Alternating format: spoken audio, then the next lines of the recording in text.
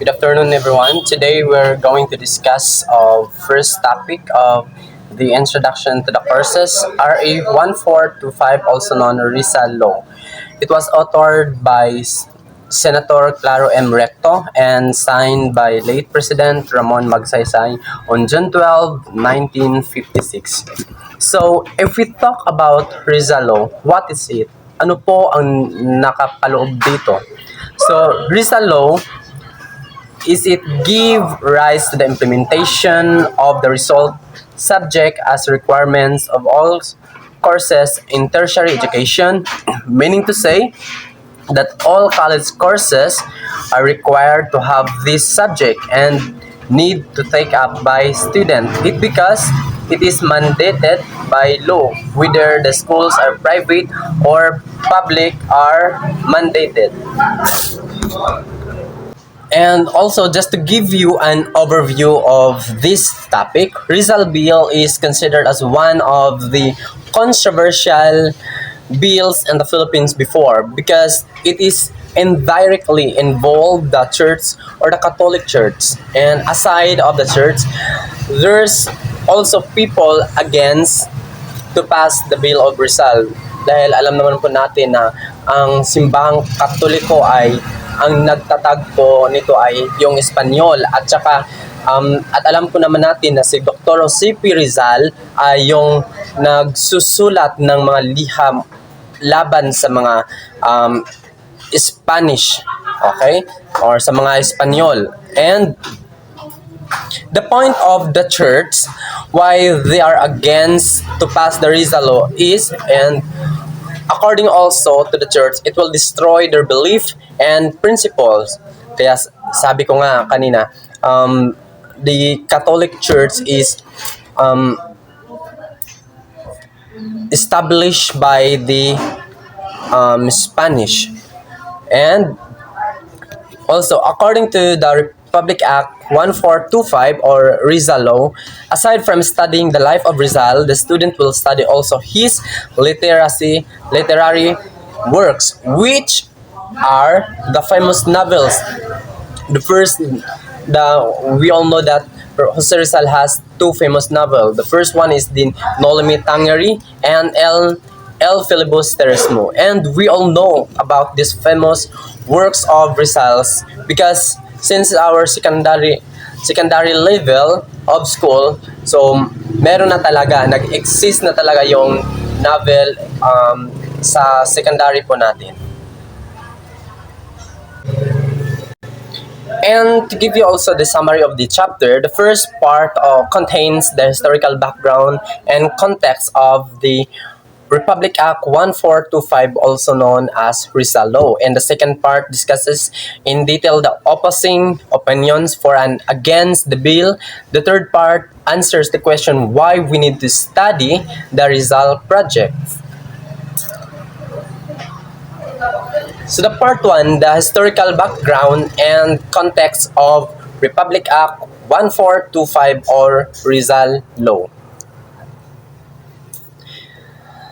So, RA 1425 was passed with the aims that the youth will not forget Rizal. So, before the passage of RA 1425, history would tell us that some historical background and context leads to the passage of the Rizal Law. And the context of that time that the RA 1425 was passed with the aim that the youth will not forget Rizal. It is because sa panahon po natin ngayon ay marami na pong mga kabataan ngayon ay nakakalimot sa mga historical background ng ating kasaysayan sa Pilipinas. And this Republic Act, the Rizal Law is very helpful para sa atin, para hindi natin makalimutan kung ano yung ginawa ni Dr. C.P. Rizal para tayo ay maging malaya laban sa pananakop ng mga Espanyol. In the 1950s, the world was faced with several political issues between the rise of communist states and how this weakened and the democratic stability of other nations. So, In the case of the Philippines, former President Ramon Magsaysay, on his term as the Defense Secretary in 1949, he became the famous architect and executor of the government's anti-communist insurgency program. When he rose to power in 1953, he was faced with the growing number of the communist-led peasant uprising Central Luzon. So, unang-una na dito, yung on this one, the Hook Rebellion, with, which stands for the acronym Hukbo ng Bayan Laban sa Hapon, or the Hook Balahap. And Magsaysay thoughts of creating a wide-scale propaganda program to organize and educate the youth and student population from elementary to college on the evils of communism, according to Reno 2012. Public Act number 1425. An act to include in the curricula of all public and private schools, colleges, and universities courses on the life, works, and writings of Jose Rizal, particularly his novel No Limit Tangeri and El Filibusterismo.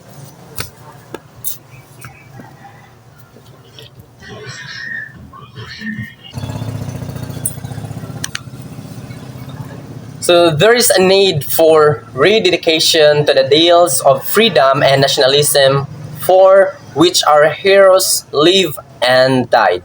Whereas it is that in honoring them, particularly the national hero and patriot,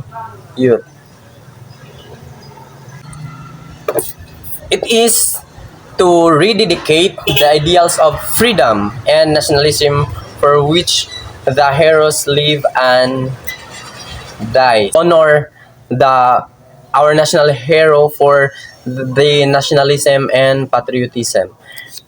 And whereas the life, works, and writing of Jose Rizal, particularly his novels No Limit Tangeri and El Filibusterismo, are constant and inspiring source of patriotism, with which the mind of the youth. So it is to honor particularly the national hero and patriot Jose Rizal, who devoted his life and works that have shaped the national character.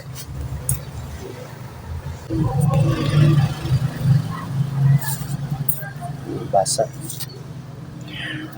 Whereas all educational institutions are under the supervision of and are subject to regulation by the state, and all schools are enjoined to develop moral character, personal discipline, civic conscience, and to teach the duties of citizenship. So it explain it to be a constant of inspiring source of patriotism with which the minds of the youth, especially during their formative and decisive years in school, should be suffused.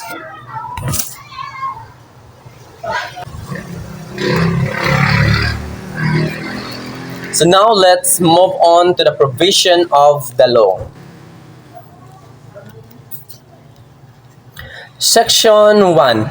Courses on the life, works, and writing of Jose Rizal, particularly his novel No Limit Tangeri and El Filibusterismo, shall be included in the curricula of all schools, colleges, and universities, public or private. So, in Section 1, not only the life of Rizal we will study, but also his works. The two novels, the No Limit Tangeri and El Filibusterismo. Way back in our high school day, we know and studied the No Limit Tangeri and El Filibusterismo.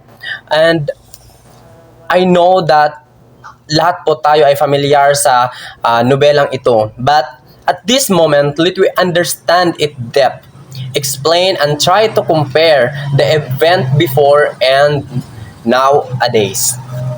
So in section 2, it shall be obligatory in all schools, colleges, universities to keep in their libraries and adequate copies of the original and expurgated editions of Nolimi Tangeri and El Filibusterismo, as well as others works and biography. So when we say unexpurgated, this is an expurgated versions is this is the original version, not the imitation or the edited version of the novel. And also section 2 is talks about the true copy in schools, private, public, colleges, and universities, libraries. In Section 3, the Board of National Education shall cause the translation of the Nolimi Tangeri and El Filibus Teresmo, as well as other writings of Jose Rizal, into English, Tagalog, and other principal Philippine dialect. So in this section, we all know that Dr. Jose Rizal wrote his novel in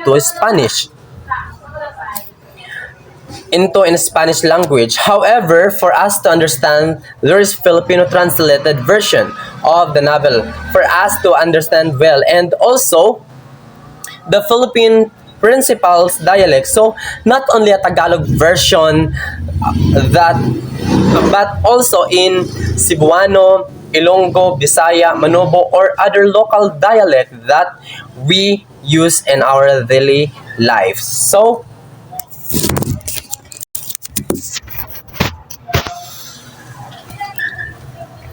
in section 4, nothing in this act shall be construed as amendment or repealing section 927 of the Administrative Code, prohibiting the discussion of religious doctrines by public school teachers and other person engaged in any public school. So in section 4, there should be no amendment created. So there's no other can amend this, only the Philippine Government Code. Let's move on to the section 5.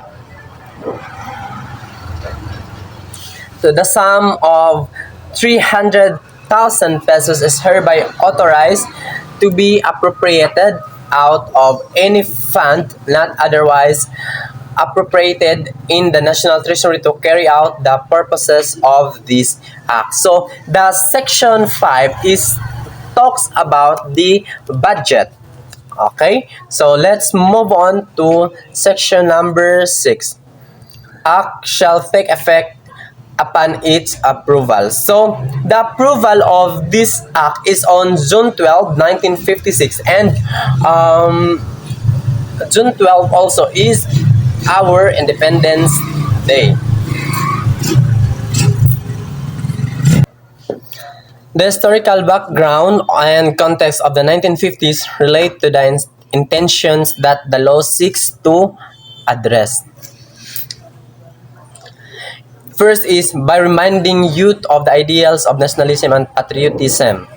And also they are expected to help the government by applying the lessons of the course to solve the present day problems. So that is the explanation on the introduction to the courses of the Republic Act 1425, also known as Rizal Law. And also this chapter is to influence the youth upang hindi malimutan ang buhay ni Dr. Jose P. Rizal at ang kanyang mga gawa ukol at laban sa mga mananakop na Espanyol. Thank you very much.